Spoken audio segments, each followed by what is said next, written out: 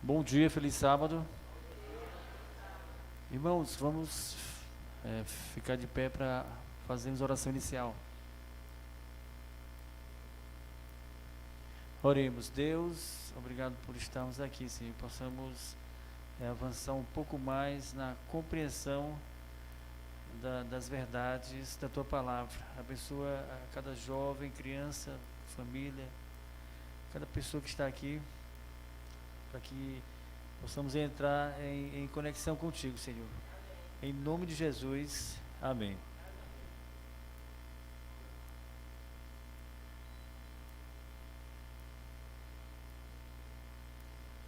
Aqui é até 11h30, né?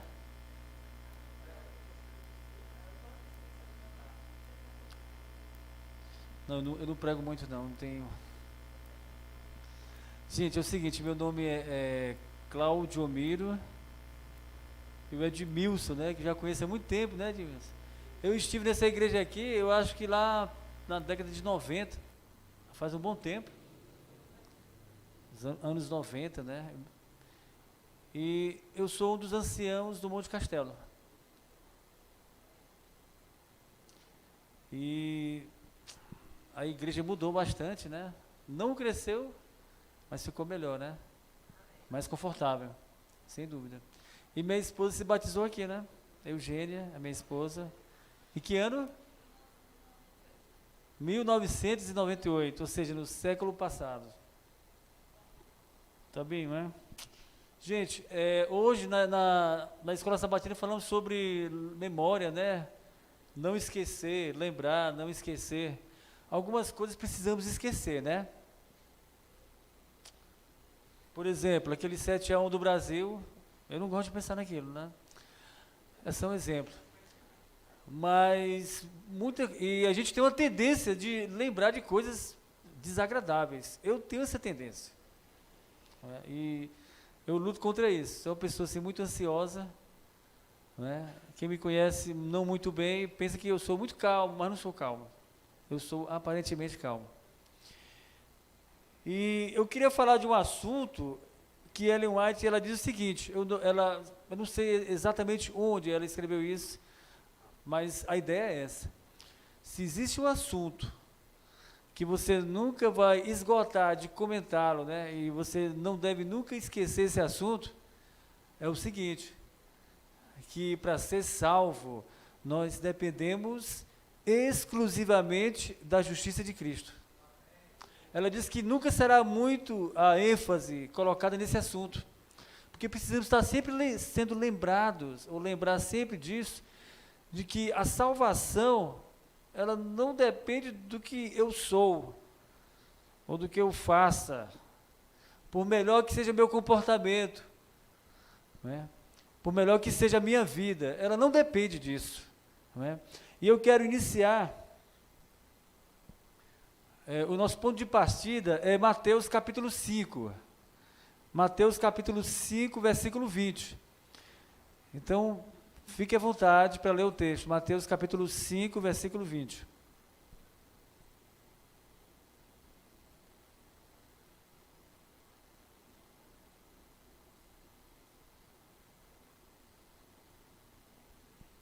Mateus capítulo 5,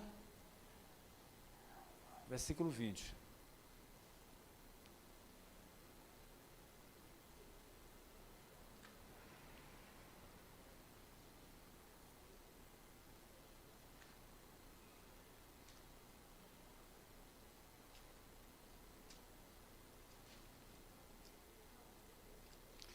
Eu estou lembrando aqui, antes da leitura, que eu andei muito aqui em JA, né? Eu, Mauro, Cassandra, né? A gente andou muito em JA.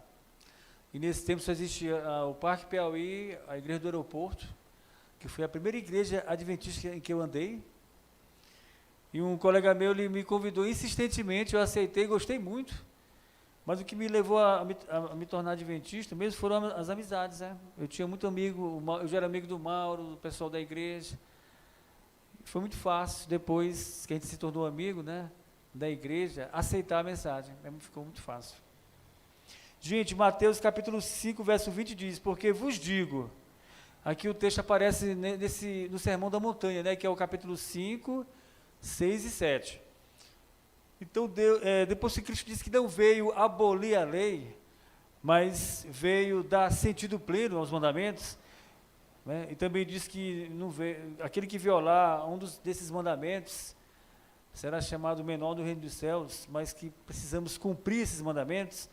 Ele diz no versículo 20, porque vos digo, se a vossa justiça não exceder em muito a dos escribas e fariseus, jamais entrareis no reino dos céus.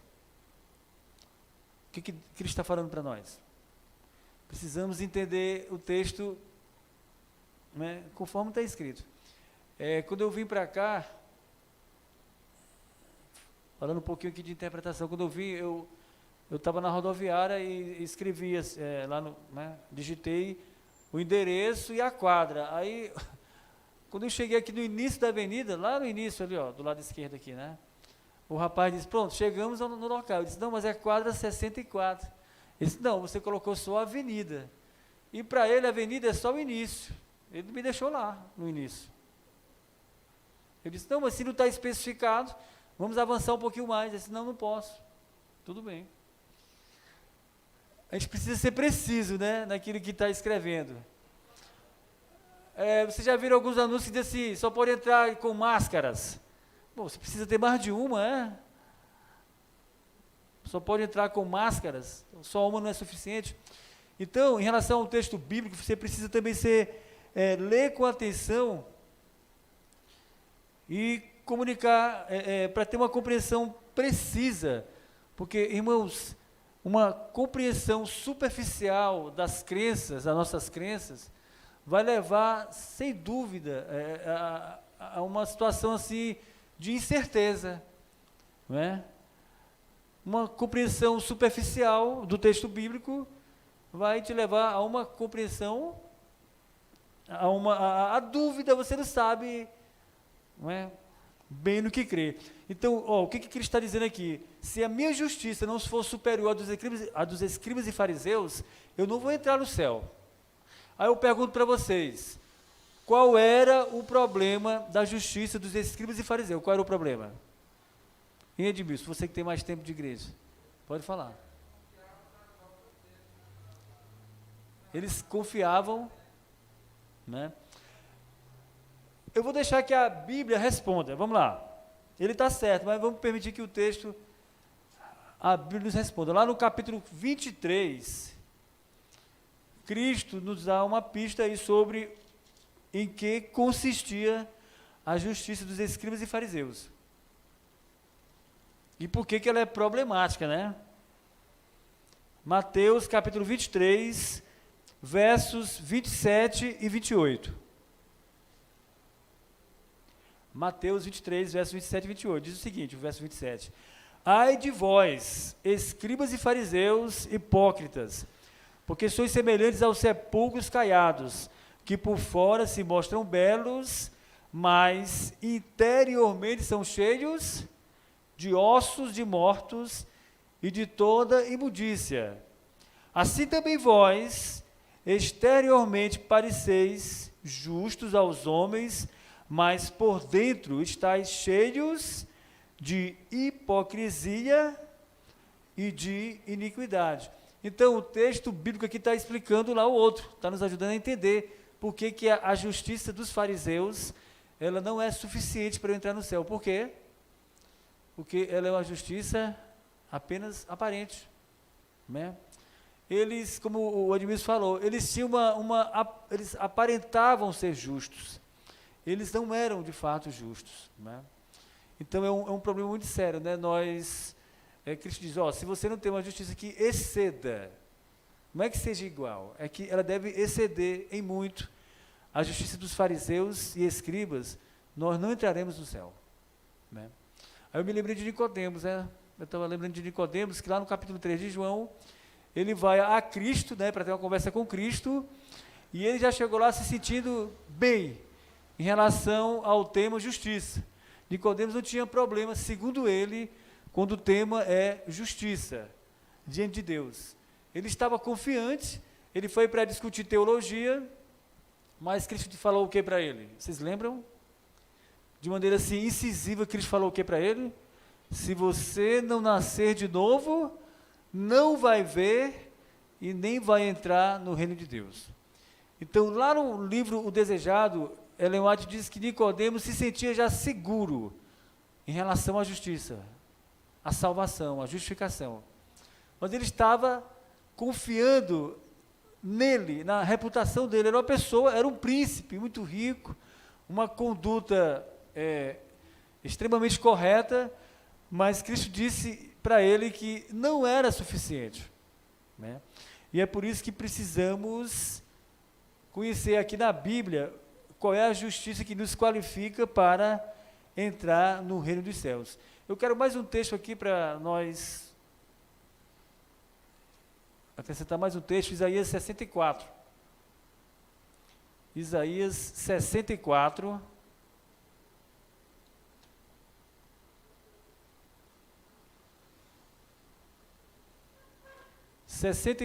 Versículo 6. Isaías 64, verso 6. Como é que diz aí, gente? Isaías 64, verso 6.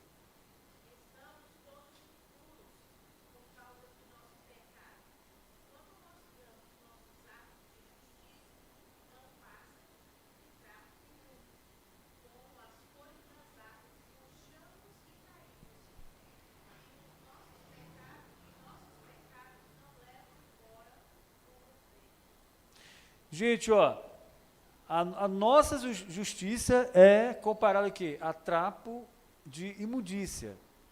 O que é o trapo de imundícia aqui, gente? É o absorvente das mulheres, né? Então, a justiça humana, o melhor que nós podemos fazer em termos de justiça, aqui não está falando nem da injustiça humana, mas de um comportamento correto. Aqui diz que é comparável a um trapo da imundícia, a um absorvente. É isso. É por isso que Cristo disse, olha, se a nossa justiça, não dá para entrar no céu com uma justiça comparável a um absorvente, gente. Não tem condição. Isso até, eu lembro que eu estava pregando no Mário Covas, quando eu era do Mário Covas, uma irmã ficou assim, meio escandalizada porque eu falei isso. Mas é isso. O trapo imundo, a nossa bondade, a bondade humana, na realidade não existe bondade, é só aparente. E há um problema muito sério, além de... por que a justiça humana ela é problemática? Primeiro porque ela não existe, né? De fato ela não existe, ela é só aparente. E ela é tão complicada porque ela pode separar a pessoa de Cristo, né? Ora, mas se a pessoa se sente justa, né? E talvez teoricamente muitos já tenham resolvido esse problema de não tentar se justificar pelas obras, mas na vida real, na vida prática, isso é um problema ainda muito presente na igreja. Talvez teoricamente já tenhamos resolvido, né? Já escrevemos muito sobre isso, já lemos sobre isso, já pregamos sobre isso, mas é muito problemático, porque aqui e acolá eu me vejo, né, tentando, de alguma forma, me tornar aceitável diante de Deus pelo que eu sou e pelo que eu faço, né? Infelizmente. Gálatas capítulo 5, versículo 4. Por favor, Gálatas capítulo 5, versículo 4.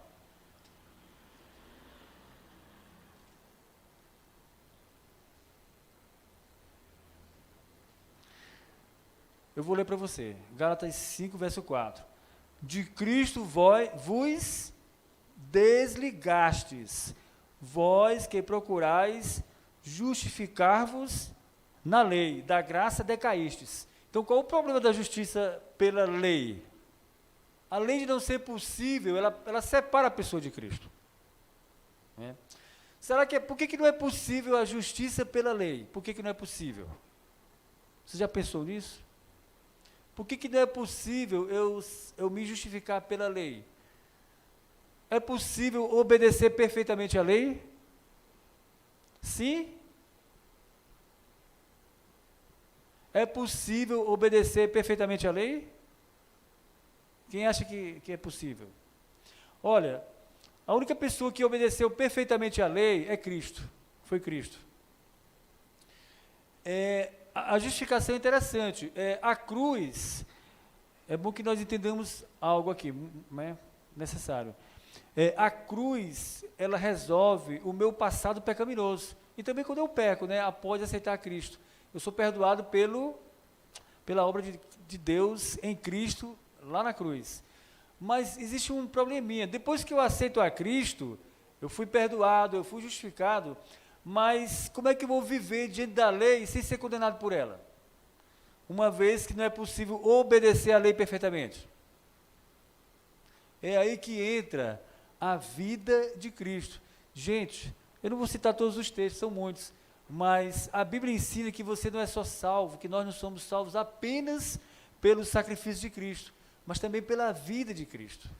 A morte dele foi substituinte, e a obediência dele também foi feita por nós. Ela é substituinte. Quando a pessoa aceita a Cristo, qual é a justiça que Deus requer?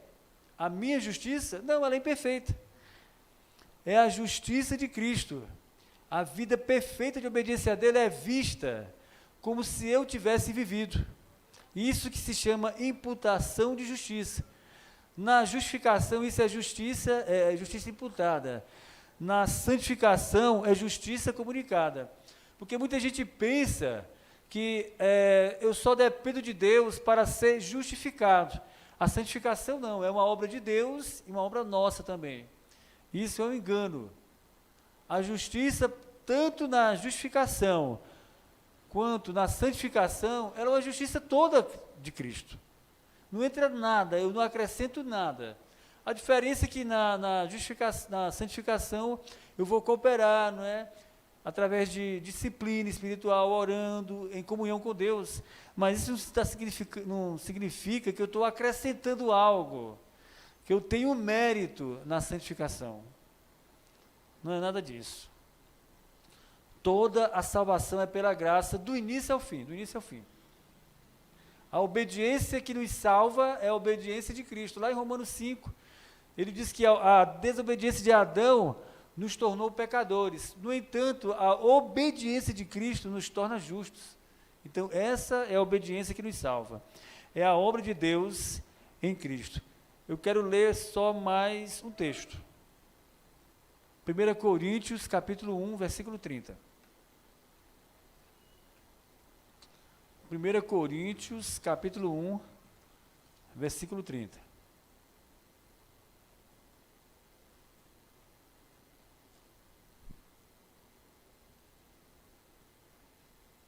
Alguém quer ler esse texto? 1 Coríntios, capítulo 1, versículo 30. Estou certo? Estou certo.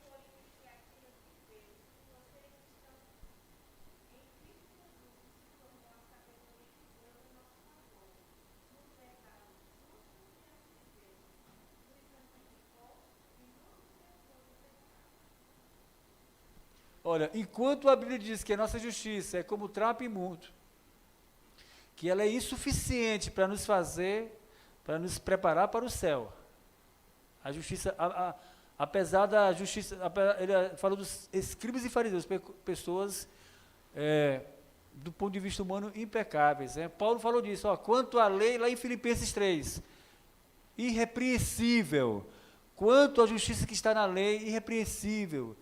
Então, ele se achava assim, mas quando ele viu Cristo e começou a se perceber, o que foi que ele disse? Troquei tudo isso, ele considerou tudo isso como esterco para aceitar a Cristo e permanecer nele, não tendo justiça própria, mas a justiça que vem de Deus, mediante a fé. Está lá em Filipenses capítulo 3, verso 9. Então, Paulo, isso aqui é um grande engano, né? A gente achar que está tudo bem, mas não está tudo bem.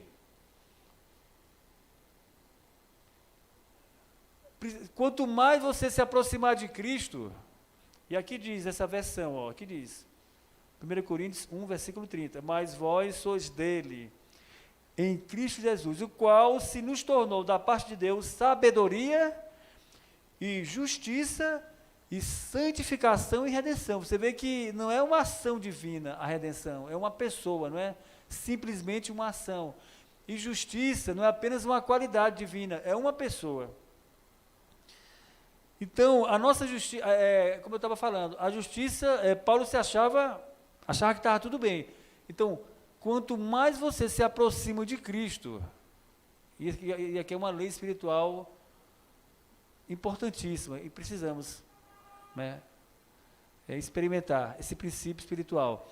Quanto mais você se aproxima de Cristo, menos motivo você tem, né, para se considerar justo.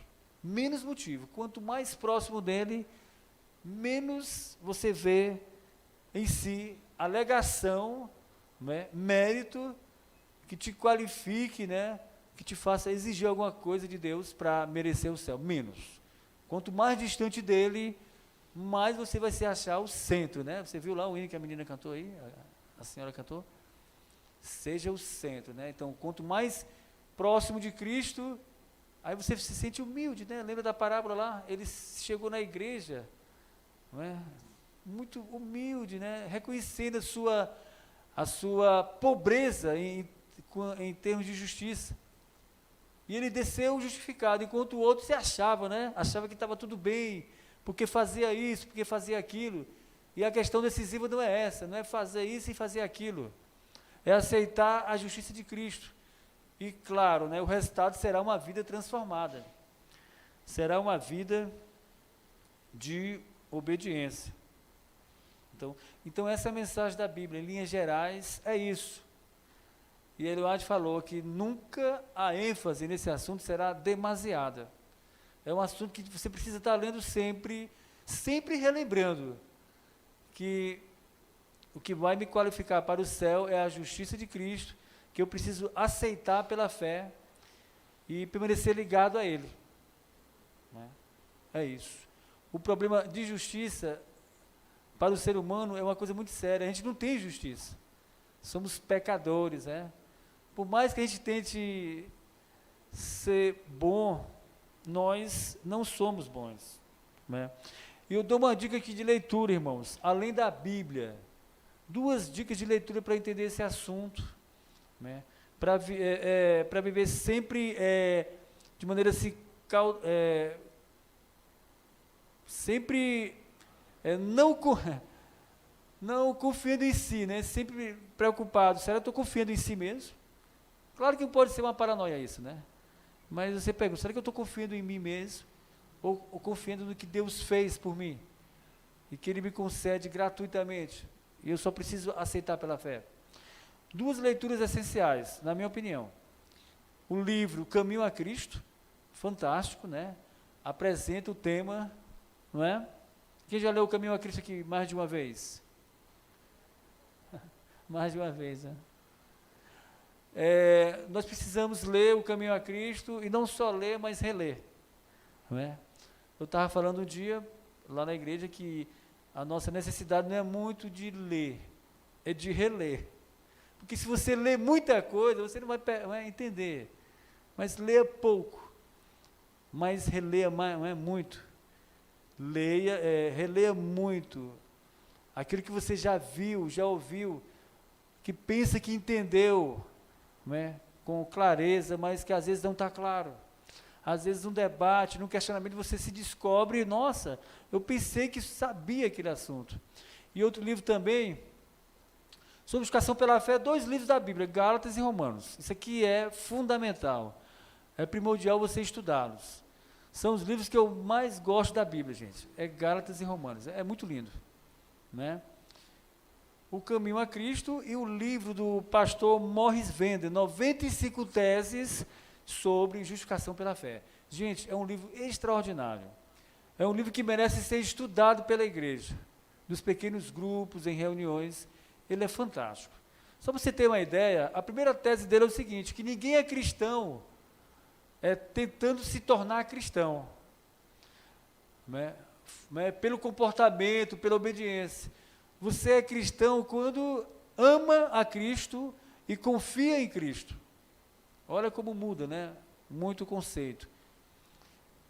Então é um livro extraordinário, muito rico, merece, eu estava até falando para o teologano que está lá no meu castelo, mereceria, né, fazer um estudo sobre ele, porque ele é muito rico. Ele foi muito guiado pelo Espírito Santo, muito feliz naquele estudo que ele fez, né? Não é isso? Quem já leu aqui o 95 Teses sobre Justificação pela Fé, do Morris Vender? Já leu? Então, amigo, leia. Ele tem, são 95 proposições sobre o assunto, abordando pecado, fé, cristologia, justificação. Então, é muito bom o livro. Né? Nós precisamos não só resolver no discurso a tendência para o legalismo, mas na vida real, na vida prática. E precisamos estar constantemente lendo e relendo isso, em oração e bem pertinho de Jesus, né? Para não agirmos como aquele fariseu que estava longe, se achava, mas como aquele outro, né? Que se sentia, né, ali pequeno diante de Deus. Porque a pessoa, e com isso aqui eu vou terminar, gente. Quando é que a pessoa é justificada pela fé? E quando é que a pessoa abandona a justiça própria para aceitar a única justiça que vai me levar para o céu? É quando ela reconhece que ela não tem nada. Enquanto eu achar que sou e que faço alguma coisa e que vou merecer, seja de maneira consciente ou inconsciente, alguma coisa, pelo que eu faço, pelo meu comportamento, eu estou numa situação difícil. Mas a pessoa que se sente desamparada quanto à justiça, né, e se coloca totalmente, inteiramente à disposição de Deus, né, ele espera totalmente a justiça que vem de Deus, aí sim, ele é justificado. Né? E Ellen White fala que justificação, o que é, na visão dela, né, é lançar no pó tudo aquilo que, do ponto de vista humano, mereça reconhecimento divino, né? Ele lança no pó tudo aquilo que achamos que vai nos qualificar para o céu, aquilo que é a justiça humana, né? E nos faz reconhecer que em Cristo unicamente, né, e Deus faz por nós e que nós não somos capazes de fazer, que é nos qualificar para o céu. Isso, ninguém é capaz de fazer isso, mas em Cristo é possível. Eu só preciso aceitar, eu só preciso me ligar a Ele. A obra é toda dele, gente. Eu só preciso aceitar. E ao aceitar, eu vou ser uma pessoa transformada, né? Eu vou viver em obediência. Lembra que Efésios diz que a salvação não é pelas obras, mas é para as boas obras. Ou seja, você não é salvo pelo que você faz, mas ao ser alcançado pela graça e aceitar de fato a graça, essa graça vai te transformar e levar a produzir frutos, a ser obediente a Deus. Então, essa é a visão bíblica, que Deus abençoe, a não só experimentar no discurso ou na leitura, mas na vida real, né? Na experiência, essa verdade tão necessária, porque Cristo disse, se a minha justiça, se a tua justiça não for superior à dos escribas e fariseus, ou seja, se não for a justiça que vem de Deus, mediante, né, pela fé, nós não vamos entrar no céu. Que Deus nos ajude, né, a entender, a experimentar esse assunto na vida de cada um aqui, para que sejamos salvos, de fato. Não nos enganemos, né? Não sejamos pessoas auto-enganadas, mas iluminadas para essa questão e salvas pela graça de Cristo. Amém, irmãos? Amém. Dá um hino agora, o especial? Ok, então, todos de pé. Vamos cantar, né? Fé é a vitória. Fé em Jesus. Não é qualquer fé. Ou melhor, não é simplesmente ter fé, mas o alvo é muito importante. É a fé em Cristo.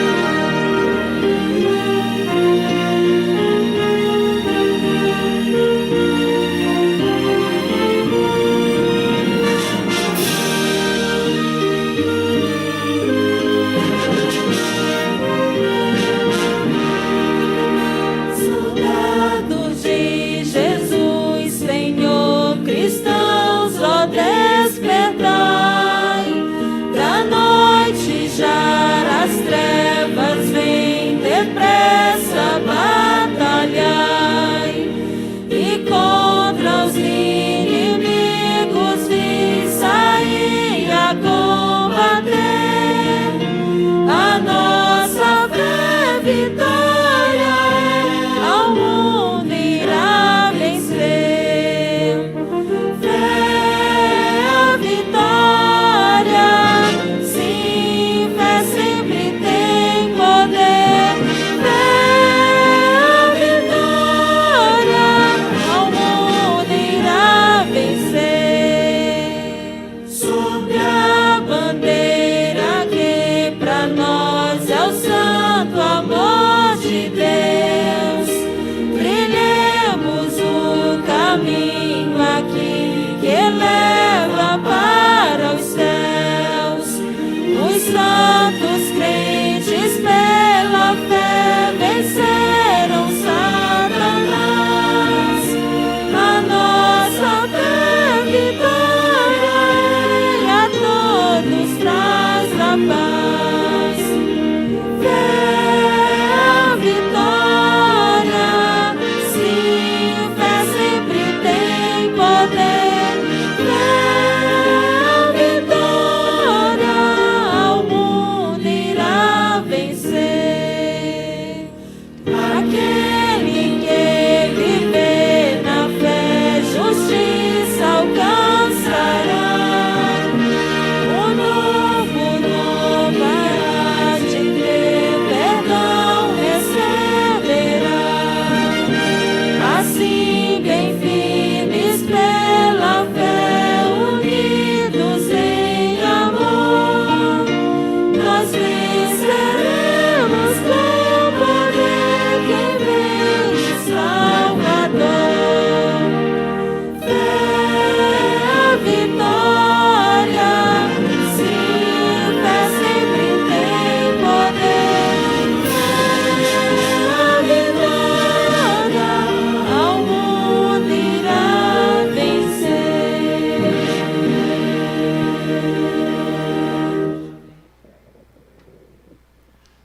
Irmãos, Cristo, ele é o fator decisivo para a nossa salvação. A Bíblia diz isso. Quem tem um filho, quem não tem um filho, aí sem Cristo não há salvação. Ele é primordial, ele é fundamental, é essencial, né? Oremos.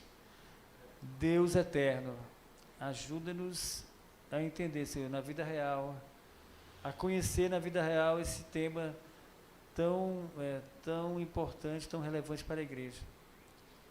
Que essa experiência seja buscada, Senhor. Que a experiência da justiça pela fé em Ti. Ajuda-nos nesse sentido. Dá-nos o Teu Santo Espírito.